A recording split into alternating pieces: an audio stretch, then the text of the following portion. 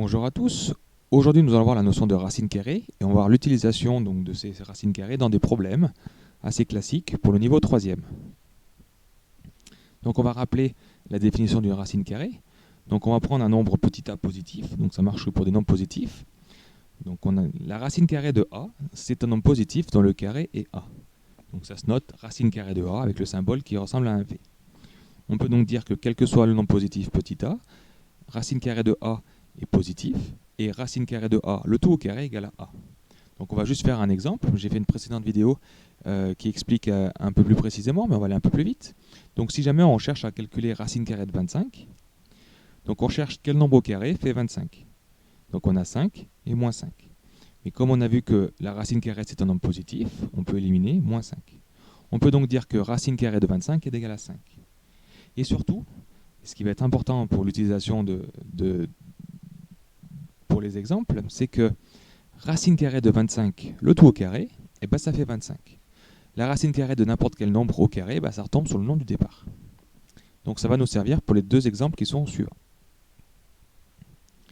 Alors on va faire un premier exemple assez classique.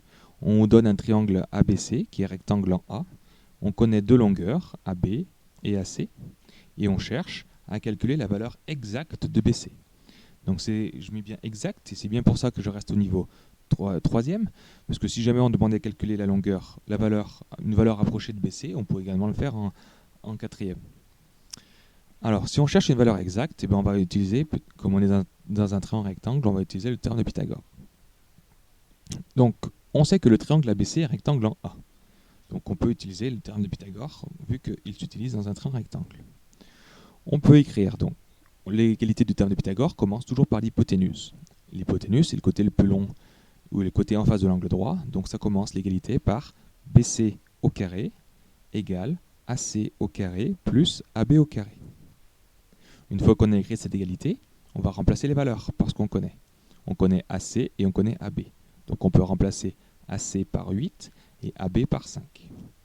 Donc BC au carré égale à 8 au carré plus 5 au carré. On peut effectuer parce que des carrés, c'est le nombre fois lui-même. Donc BC au carré égale donc 8 au carré, 8 fois 8, 64, plus 5 fois 5, 25. On peut effectuer l'addition, ça nous fait 89. Et ici, on utilise donc la racine carrée de 89 pour trouver la valeur de BC. Donc BC égale racine carrée de 89.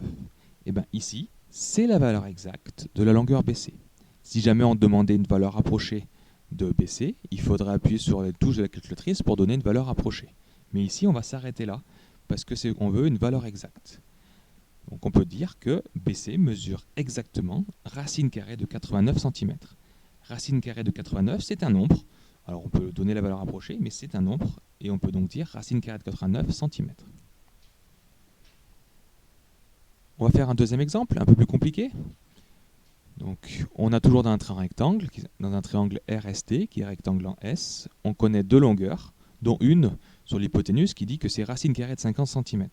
Donc, il ne faut pas avoir peur parce que ça fait un nombre, hein. Racine carrée de 50, c'est un nombre. Ça ne vous parle pas forcément. Si éventuellement vous voulez avoir une valeur approchée, vous pouvez utiliser la calculatrice. L'objectif, c'est de calculer une valeur exacte de RS. Donc, on va faire pareil, on va utiliser le théorème de Pythagore. Donc, dans le triangle RST qui est rectangle en S. Donc on écrit, on sait que le triangle RST est rectangle en S. D'après le théorème de Pythagore, on a. Donc on écrit l'égalité donc en commençant par RT au carré égale à RS au carré plus ST au carré. On remplace les valeurs et là c'est un petit peu différent de l'exemple précédent. Ici, ce n'est pas les deux côtés de l'angle droit que l'on connaît, mais il y a l'hypoténuse et un côté de l'angle droit. Donc ça fait un cas un peu plus compliqué. Donc RT, on peut le remplacer par racine carrée de 50 au carré égale à RS qu'on ne connaît pas, au carré, plus 5,5 au carré. Et c'est là où il faut avoir compris ce que ça veut dire. Racine carrée de 50, le tout au carré, ça fait 50. C'est ce qu'on a vu dans la définition. Donc on peut remplacer par 50 égale à RS au carré, plus 5,5 au carré, on peut le calculer, ça fait 30,25. Ici, c'est le cas où le théorème de Pythagore est un peu plus compliqué à utiliser, parce que c'est pas comme tout à l'heure, on avait les deux côtés de l'angle droit, on faisait une addition. Ici, pour trouver RS au carré, je suis obligé de faire une soustraction. RS au carré égale à 50 moins 30,25, qui fait 19,75. On n'a plus qu'à passer à la racine carrée pour trouver combien fait RS. Et vu qu'on veut une valeur exacte, on s'arrête ici. Donc RS égale à racine carrée de 19,75. On peut conclure directement que RS mesure exactement racine carrée de 19,75 cm. Donc pareil que tout à l'heure, si vous voulez une valeur approchée, pour savoir à peu près combien ça fait, il suffit d'utiliser la calculatrice. Mais moi, si je veux une valeur exacte, c'est ça la valeur exacte.